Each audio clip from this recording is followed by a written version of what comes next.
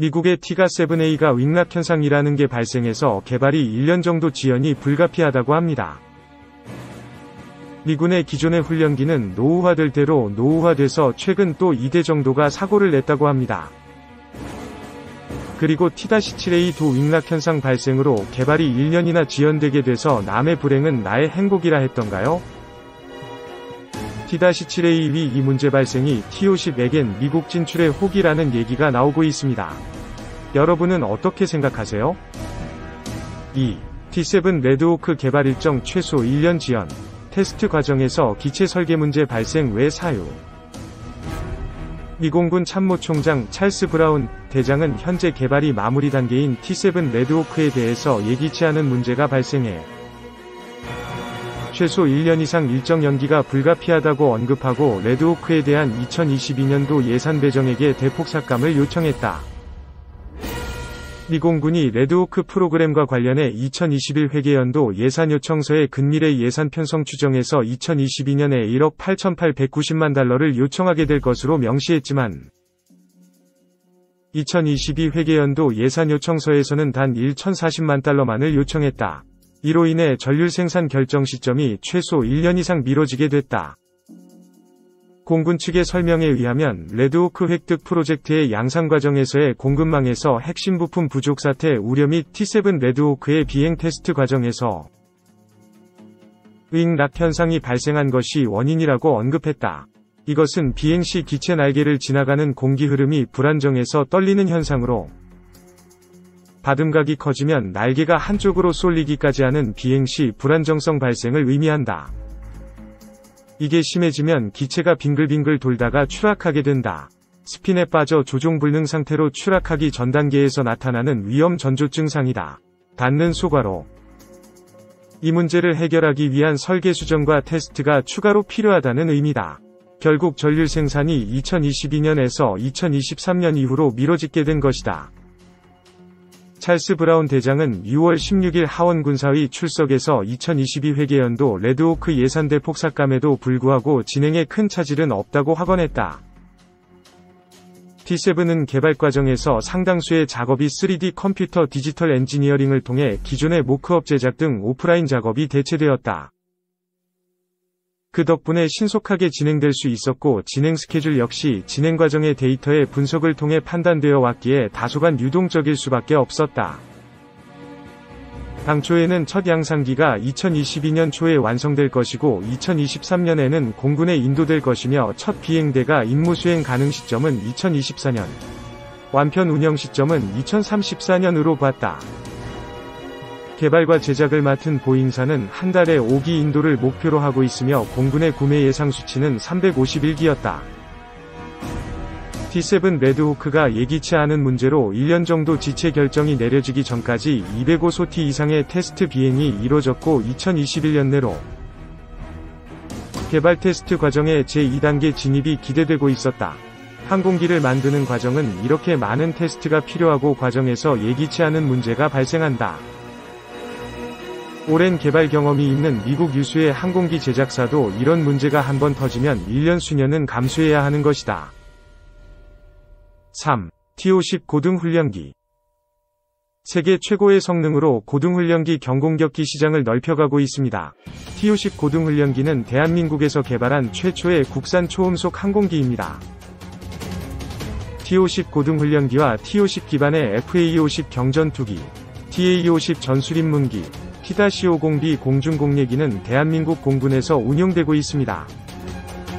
실전 운용을 통해 우수한 기동성과 높은 훈련 효과가 입증된 T-50 시리즈는 동남아시아, 중동 등 4개국에 수출되어 세계 고등훈련기 및 경공격기 시장에서 경쟁력을 인정받고 있습니다. 한국이 자체 기술로 개발한 국내 최초의 초음속 비행기로 정식 명칭은 T-50 고등훈련기이다.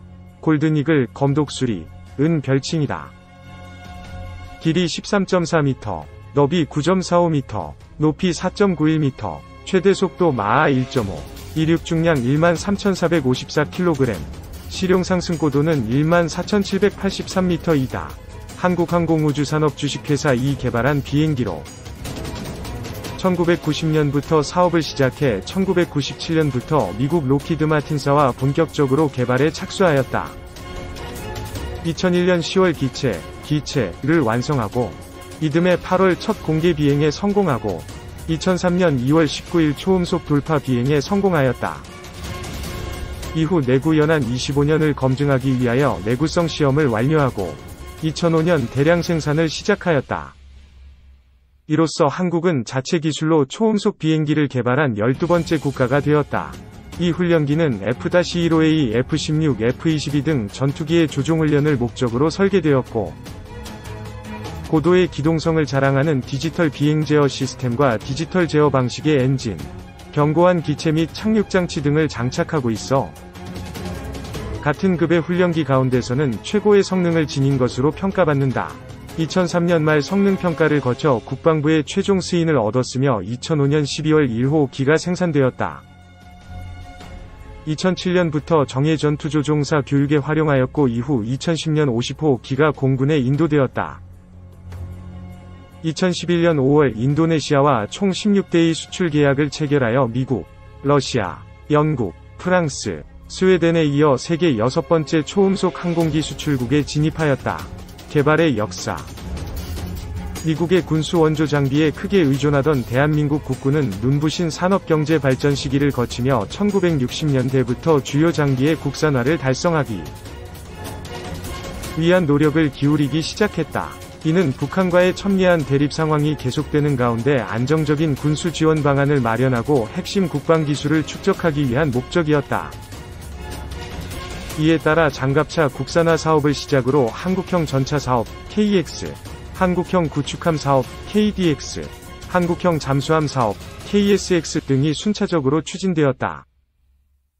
이 중 가장 야심차게 실시된 계획은 한국 지형에 맞는 한국형 훈련기를 개발할 목적으로 1990년대에 추진된 한국형 훈련기 사업 KTX, 코리아 트레이너 익스페리멘털, 이다.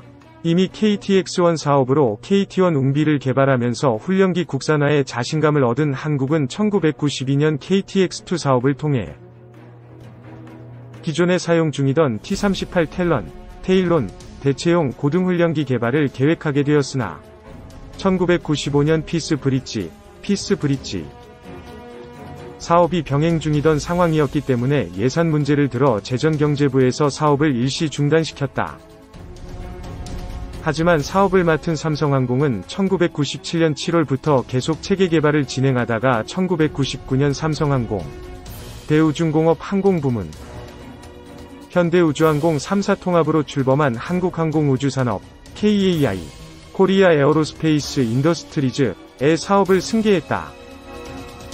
T-50은 2002년 한일 월드컵 경기가 끝난 직후인 2002년 8월에 초도 비행에 성공했으며 2003년 3월에는 초음속 돌파에 성공해 초음속 고등훈련기 위 타이틀을 얻었다.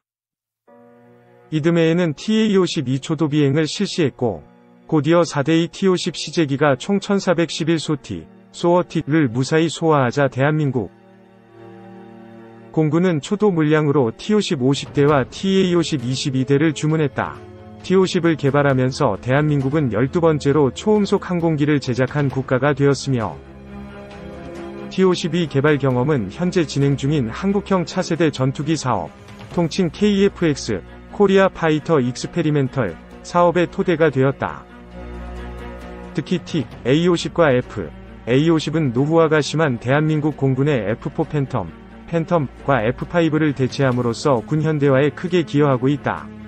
특징 T-50, TA-50, FA-50은 기본적으로 동일한 플랫폼을 사용한 기체로 간단한 기계식 레이더, APG-67와 무장이 장착된 전술훈련 입문기인 TA-50에서 항전 장비류와 무장을 제거하고 훈련용 가상 레이더를 탑재한 것을 T-50으로 TA-50에서 고급 멀티모드 레이더, M2032와 항전 장비 및 무장을 탑재한 것을 FA-50으로 보면 이해가 쉽다.